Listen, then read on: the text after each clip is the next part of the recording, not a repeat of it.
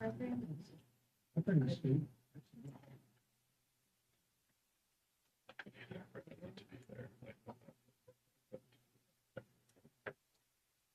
Okay, ready? Yep. Okay. Now call to order the committee of the whole meeting of September 19th, 2022. Time is 7 p.m. Ben, would you please call the roll? Member Matheny. Here. Member Wyrick. Here. Member McLeaser. Here. Member Warren. Here. Member Stroy. Here. Member Revolt. Here. Member Orr. Here. 7 present.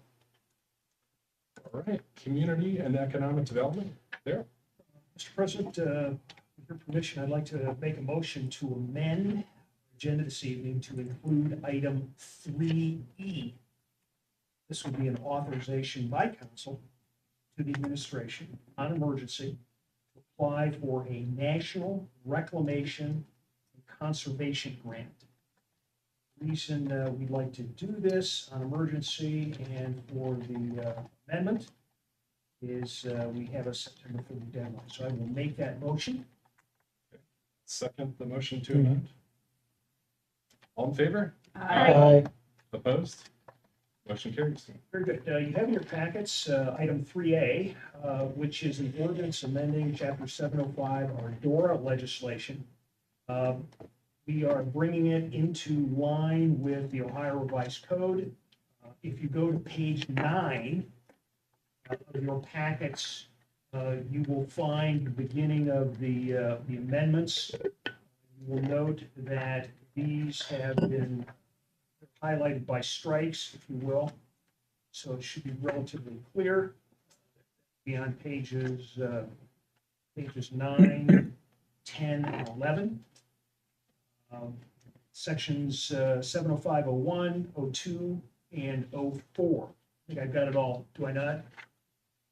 Ben? I would have to look, Okay. but I will trust But you. at any rate, one of the things that we have to do is, if you look at First Amendment, which you'll find on page 10, statute requires that we actually note in our ordinance the boundaries, which has occurred. If you go to section 705C, you notice we've done a little tinkering, again, to line up with the Ohio Revised Code. This regards door cups, striking plastic, designating them as non-glass. We deleted a section.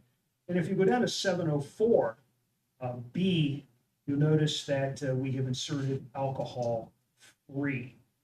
So those are the 3 changes. Is there any discussion?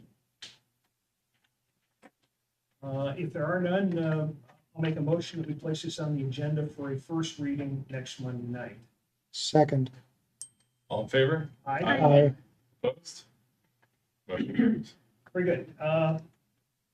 This is the one that we've all been waiting for anxiously, item 3B. I'd like to propose and send to the Planning Commission. I'll have Dave jump in here in just a second.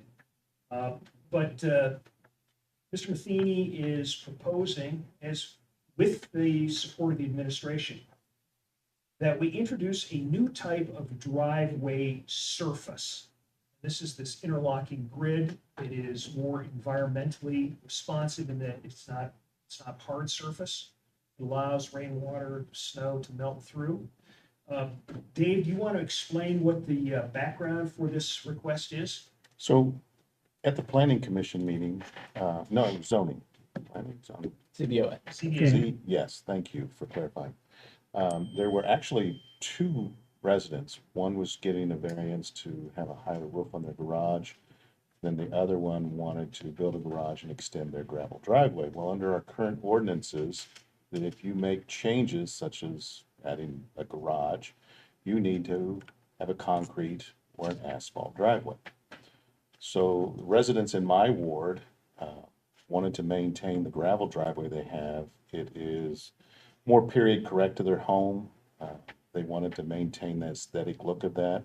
They've been shopping, talking to contractors that provide this grid setup that you put an aggregate in that keeps it in place. And concern with never having, with that in the past has always been that the gravel gets into the street and then it gets into the sewers and creates a problem. This grid is what helps keep that gravel place. So it's actually a third option that we want to go down because the grid is actually being used on very high-end builds. Those grids are being used in large parking lots because it's economically it's a little better, but more importantly is for the environment. So instead of all that water from the parking lots, in this case from the long driveways, moving into the sewer system and creating flooding issues, that water soaks through the aggregate into the ground, back where it needs to be in the yard. So it actually helps in more than one area. So we talked to the residents. Mr. Diorio stepped up right after the meeting and said, let's look at this as an option. Currently, our ordinances is decades old, didn't take that into consideration, and I think that it will add to the environment, it will add to the aesthetics of homes, and it will give individuals options when they're adding garages or other things to their property to be able to put the correct access to the garage. If you haven't seen pictures of it, I wish we could have pulled up some pictures of what that looks like. The McKinley Museum, Library Museum has a large parking lot. It's neighbors. Yeah, it's a grid sig, and they tamp down the aggregate. South side. So that's nice. So that's what it looks like in a parking lot. So what's the grid made out of? Is it plastic or is it I'm concrete? sure it's some type of plastic. There's all sorts. It can be concrete, some sort of. Cause I got seen like one like that. Find it Would where that I be was. similar to a chip and seal? No, No. no, Permeable. yeah, so Let's go back up. there's no That's what I solid. was thinking it was. Depending on the style, you can just. Snow plowing, it might be a different pattern. Oh, wait, Well, and if you snowplow your gravel driveway, you're pushing you're it pushing. Yeah. out into the street anyhow. This way, the gravel stays at or below the grid. This also might help us too, where we've got some situations where we have recreational vehicle owners who've got trailers or whatever, boats stand up in front of each front. This gives you a little less expensive option. Have that, John. I would call your attention to what would be on page 16. There are two important elements to note. The first is that if you look at the very top of 16, this would be the second section. But you'll notice in D, the papers that the director of administration, or excuse me, the director of permits shall review these, A, and B is that the driveway aprons must be concrete, so they can't run it right out to the street. So we think we've got this covered. Mr. Matheny, he reminded me of my favorite words, let's try it. I did pull that Always one go on. back. We did, we can always reverse course. And Mr. Graham was in favor of that too. He was the one that we went to talk to him about the aprons and making sure that it's right on the street, so. And we probably should note for the record that on the evening of the ZBA meeting, Mr. Diorio woke me from a sound slumber to express his enthusiasm for this. So he called right away to see if we'd be game. So, any other questions? So we're gonna send this to planning commission. It's the plan, You have to adopt the resolution first. but we've got to adopt. it. Yep. So, I'll make that motion. I will second the motion. All in favor? Aye. Opposed? Motion carries. Okay, item 3C is the heavy lift. Fortunately, we don't have to work on this one this evening, but you have in your packet 3C and 3D are companion pieces.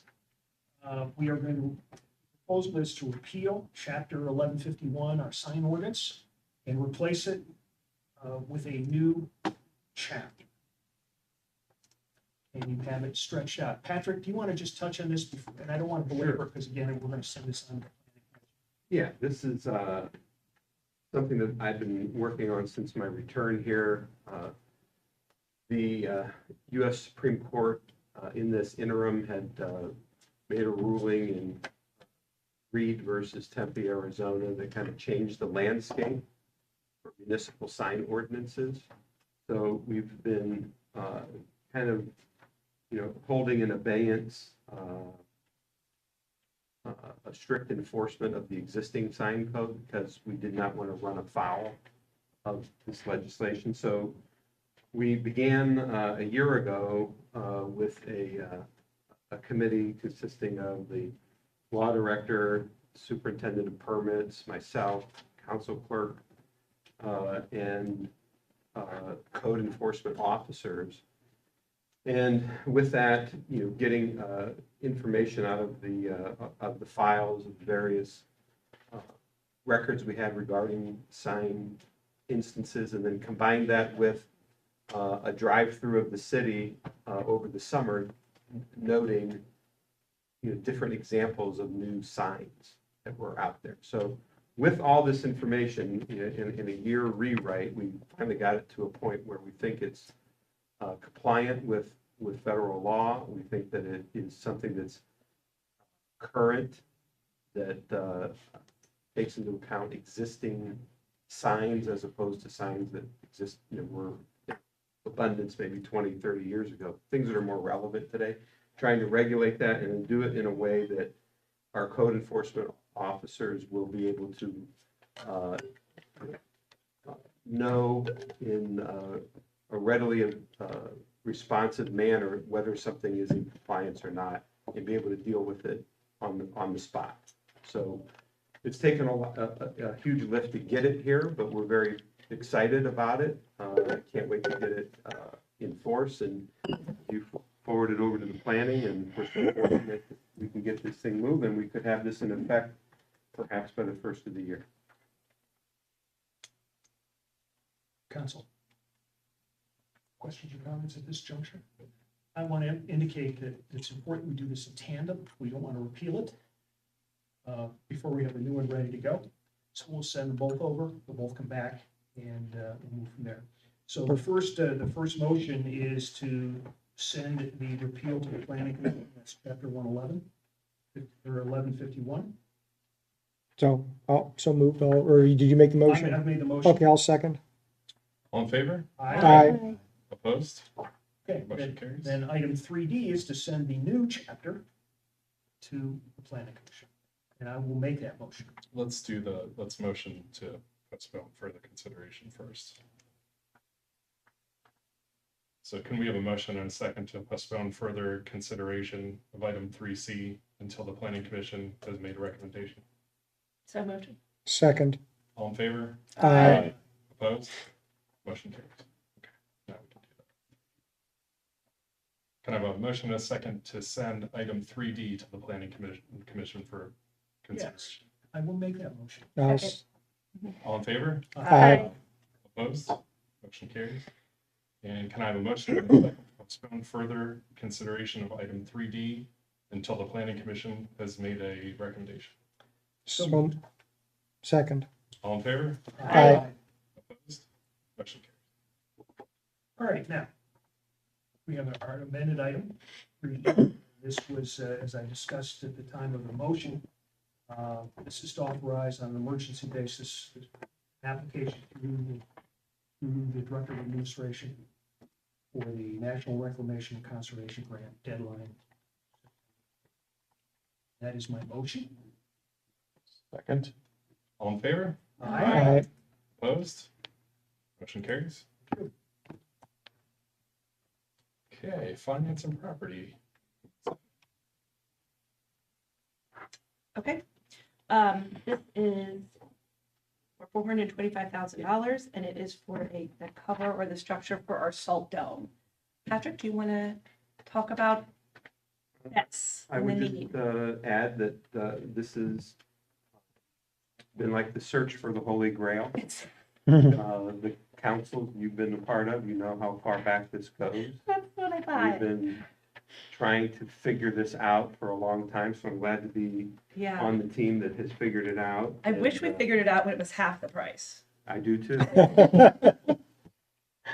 But fortunately, we have the right player personnel on board, and we were able to advance this forward, and it is at the current location. So it's a rebuild of the structure that is there. Okay. Well, then I move to adopt with an emergency. Second. All in favor? Aye. Aye. Opposed? Motion carries.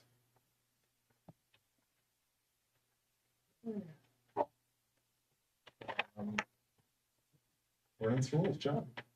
Right, there's an ordinance to approve and adopt current replacement pages to the ordinances of the city of North Canton. We share, if I understand this right, some of the codes we were using. We borrow parts of our traffic and criminal code from the Ohio Revised Code. So once a year, we double check what's changed in the Ohio Revised Code and then update our local ordinances to reflect that. So that's what we're gonna be doing on this. Questions or? I'll make a motion. Troy seconds. Can, a motion to, Adopt the ordinance to approve and so we have our own codes. Troy seconds. All in favor? Aye. Opposed? Motion carries. And then, well, we didn't really have to vote on this, did we not? Said no motion necessary. This one. this next one, yeah. On this one. And then a continued discussion of potential future charter amendment, and then ordinance 47, 2022. By voters relating to the procedures for private vacancies. That would be like in case of death of the mayor, that would go to the city council president. Was one example, I think. So our current charter is if the mayor leaves, council president becomes the mayor. What you all had asked for a draft of was filling vacancies by election instead of by Right. council appointment. Yeah, Darrell had explained that well. An unexpired. Here's, again, for possibly for the students, we are asking the voters to increase the terms of the council and the mayor from 2 to 4 years.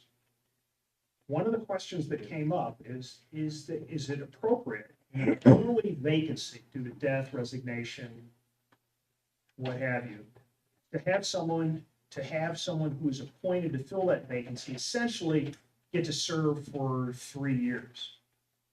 And the answer is, we don't think so. At least, I don't think we do. I speak for myself. What we're proposing tonight is to place on a future ballot, assuming we get to 4 years, is to have a provision that requires an election if there are basically just slightly more than 2.5 years left in the term. That's what we're after. So in other words, that appointee will have to stand at the next municipal election to hold that office. And then assuming that he or she is elected, they will serve out the remainder of that term. So we think this is pretty orderly, and again, it allows the voters, the citizens, to kind of weigh in on that appointment.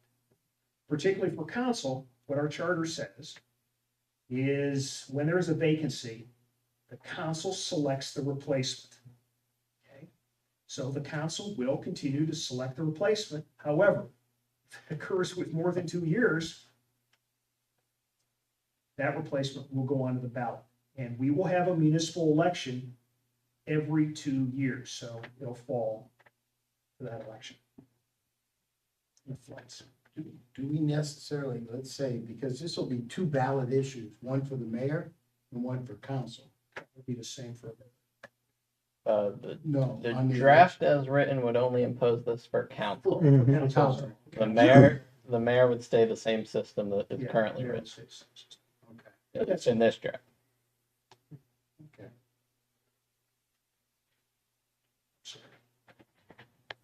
So when that person who was appointed then is placed on the ballot in 6 months, is that for a 2-year term or a 4-year? Think about it this way. Okay. Okay, we're gonna go to 4-year terms. Yeah. All right?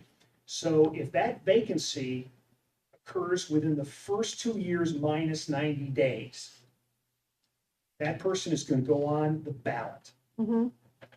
For the Again, unexpired we're term. running in Yeah. odd Right. years, so let's assume it's in a large seat. All right? That person who's filled by appointment, the at-large seat, will get on the ballot with the ward councilman, who will be up at that next election. And they get a 2-year term. Then they They'll get 2. finish it out. Okay. Okay, does that answer your question? That's the Absolutely. idea. Yeah. Just to give the voters, again, a touch. That, frankly, is a good, I think it's a good emphasis for the council to appoint someone who is a credible candidate. So someone can run against that person? Absolutely, absolutely. I apologize if I misunderstood last time, but that's not quite the draft that I had legal right. So this draft is based off the township ORC provisions that you pointed out. So if a vacancy occurs in the first 2 years minus 90 days, it is filled by election at the next election date. There is no appointment until the election. It would be Oh. vacant until the No, that election. can't be. Mm-mm. Okay. That cannot be. Because that's a good point, because you could essentially No, go you 2 can't- years you- without we somebody. We don't want a Well, but six. it's not the next municipal election, whatever the next election is. No, So it's- it's not okay, every it was 2 my years. understanding, okay. Let's recraft this then. It is the next municipal election. Mhm. And there'd have to be provision for appointment, because let's say somebody gets hit by a bus the day after they're sworn in, you can't go another 2 years. Say you have 2 members of council who are traveling in Columbus who are killed in an automobile accident. Suddenly, Exactly. you have only 5 members, you can conduct no business on emergency Right, during that period. Mhm. Got to be able to appoint somebody. But- absolutely. But the weight of it is, the person the council appoints has to stand for election in the next municipal election. Mhm. So we'll get this cleaned up. And I think it's really important that be explicit. It was my understanding it was the municipal, but we need the word in there. Good catch. Okay. Superior? So two questions. Just to make sure that I understand and it's clear. Did you say that this is applicable to the office of mayor? No. Okay, and why not? Why? Because the charter is explicit that the president of council becomes the mayor. But will then that person have to stand for election in the next municipal? Not according to this provision. Why not? I think it would be unwise for a number of reasons I can articulate later, but I would not do it just off the top of my head. Okay, and And then, here, let me But it's just, the one a choice, let- and it's let me more of just- a mandate. let me answer your question You this know what I way. mean? Yeah. Let's assume for the sake of argument that you've got an individual who's willing to serve as council president, but he Mayor? may not be willing, he's at large, to turn around and run right away for mayor having been appointed. It may mean that you have people who don't want to serve Right, Sure. Mhm. council Yeah. president. right. And with all due respect, I happen to believe that this is the more powerful job than the mayor, no offense, Mayor. But this is the one that, and I think I would not go down that route at this point. I would not recommend you do it. But, I defer to council. second is the question on how you refer, you said to the next municipal election. Yes, There could be better wording perhaps when we say the next general municipal General election, election. because there can be special elections. Good. fair Good point. catch. It does state that the next general election for municipal officers is public. I know what it said, but I know what he said. What he said wasn't what was said, and therefore what was said wasn't said. So that's said all. Who's on first? But that's exactly right. I mean, you know, we've had, for example, we've had municipal specials for EMS. And again, the idea is to give people who might be considering running, give them a fair shot at it. So to your point is, if everybody knows that this is the marker date, plus 90, minus 90, that keeps it clean. So what would happen? You know, I think Stephanie said, he's now mandated Yeah. to become mayor. And to run.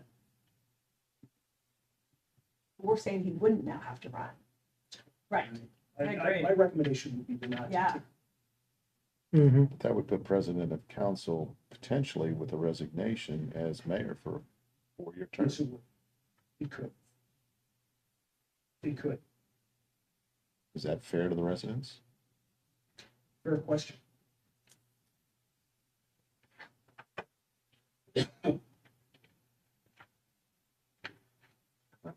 I'm thinking about how the internal mechanics work. Selecting a council president. With the possibility that they might have to jump into another election, Mm-hmm. having spent, you know, particularly if somebody's run at large, spent a ton of cash, and got to turn around and mount another campaign. Right. And if they lose in that campaign as mayor, done. they can't Yeah. come back to They're council. done. That's Yeah. it. So if It's a lot of you're, risk if there. if we come to somebody and we say, hey, we'd like you to be council president for these reasons, guy says no, gal. Of course, at that point, you could refuse to run as mayor and run as on city council for the next election. And mayor would become open. And go back to council at the next general municipal election. I think we need to side on the side of residents here. They didn't choose that individual for what could be a 3 or 4 year term to be mayor. Is there a provision within the council rules or the charter that specifies to the council how long they must take to fill a vacancy of their own membership? Yes, there Yes, is. actually.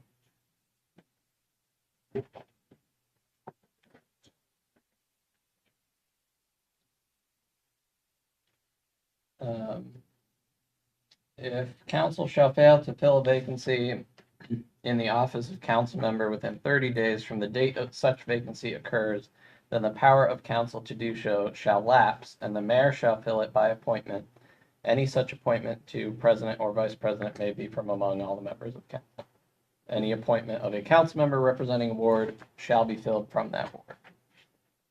Sections. 5.05, about halfway down paragraph 2. Could the mayor appoint himself to fill the vacancy? Mm. I was thrust into this position, did not want to accept it. So I will appoint myself to fill the vacancy. In the meantime, you will have elected a new president of It's messy. Yeah, that's- That's if it goes 30 days, but that's a good question. I'm not aware that vacancies will fill. But I had one that might occur pre-holiday, Christmas. You burn through that calendar pretty quick. Mm-hmm. And have to come back in off recess. But one of the questions, could you get people into a meeting We know what other January cities, 15th and 30th. we know what other cities have done. Well, they're gonna do Depends one on of the two city things. and their charter. They're either gonna be charter, or if they're home rule like Canton, the central committee of the respective parties will meet and make an appointment. Mhm. But, because we're home rule, authority's vested with charter. Hey, if you wanna go back, we got plenty of time on this one. Yeah. If we Yeah. wanna go back and write in the mayor.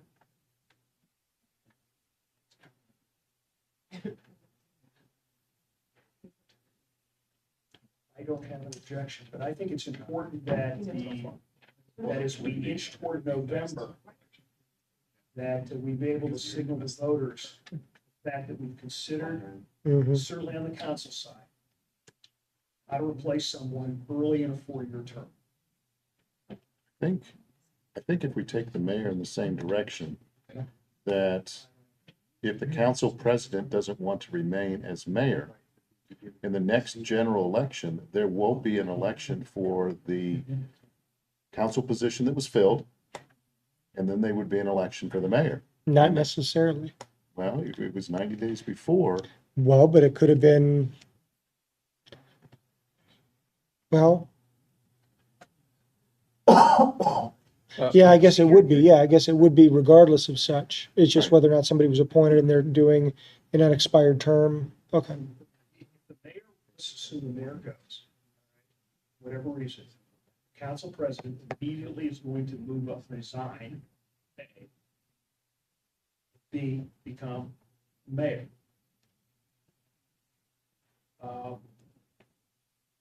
That will leave a vacancy. On council, On not for council. president. Vice president would have moved up to president, Will leave a vacancy on council. correct? And then both of them would be in the next general election. If we go that route, both the mayor and the position that was filled by council that was vacated.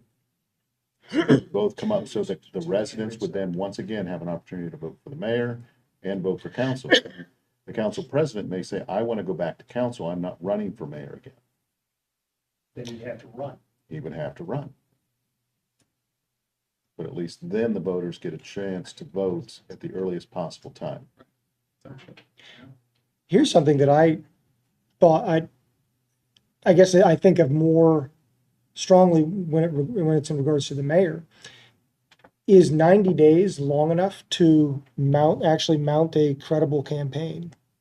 Are you really giving these people, for the office of mayor? I mean, I view that as being a little more intensive than council, but The answer to your question is that 90 days approximates the period between the election and the filing deadline. right. So everybody who files late, files, middle of August, Hmm. they got 90 days to mount a campaign. Mm. So that's no break with what currently exists under. Okay. What? Okay, I think the marching orders are this. We're gonna wrap this into the mayor. We're gonna clean up the language to make sure that everybody understands it's the next municipal election. Next regularly scheduled general municipal election. election. Yes. Okay. You can actually call it the November election because that's the only election that we have. Not necessarily. Well, yeah, other than special, but it is a, In theory, you could have members of the judiciary of the Canton Municipal Court run in primaries. In the case of late, but there used to be a day when that occurred, and that necessitated then a primary. a primary in the city of North Canton in May. Okay, But we got it. I will work with Wayne to get Okay, what we you're know- trying to we get know where across. we're headed. Yeah. So what started out as a relatively simple idea is evolved into one much more complex. but we're still, A little better language. under normal circumstances, if elected by the voters in November, these are two staggered elections. Council is, mayor would be first, and then council would be second. Aren't they alternating? No. So one of, We're gonna run two flights. The first flight will be ward councilman, your term. 2 years later, then the at-large guys, the mayor are gonna go. Flip, sorry. Mm-hmm. But it's gonna be, we're gonna have, everybody's running a 4-year term, but they're 2 flights separated by 2 years. So things are staggered.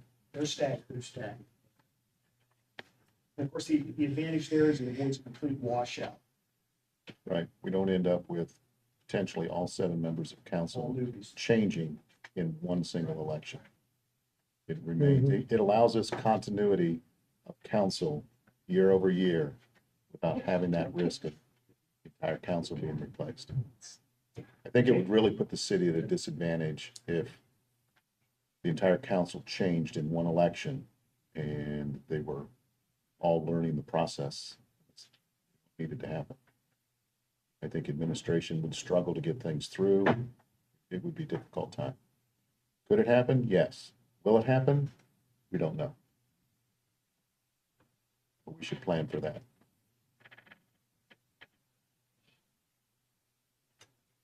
And just one final thought.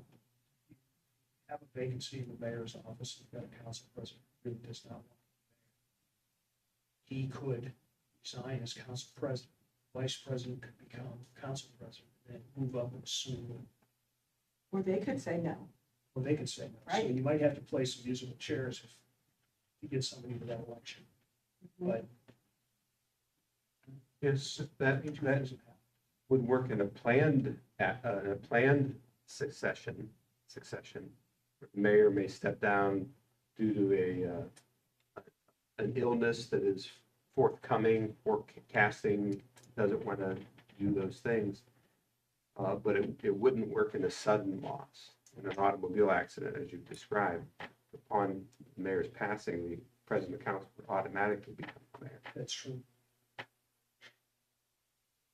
That is true.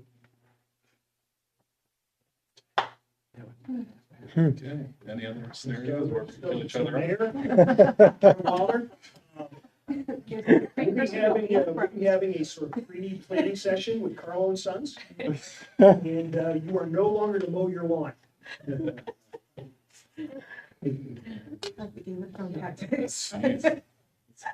All right, Rough. it's pretty rough. Okay, there's no I don't motion want needed your for job. this.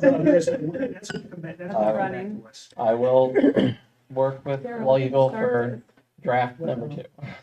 Okay. Moving on to formerly Roche Utilities. Well, I don't know how I can top the previous discussion about each of our own demises, but this one is pretty exciting. So this was taking a look at a CDBG grant for the water line replacement down on Valley Drive. So Patrick, do you have anything that you'd like to fill in on this?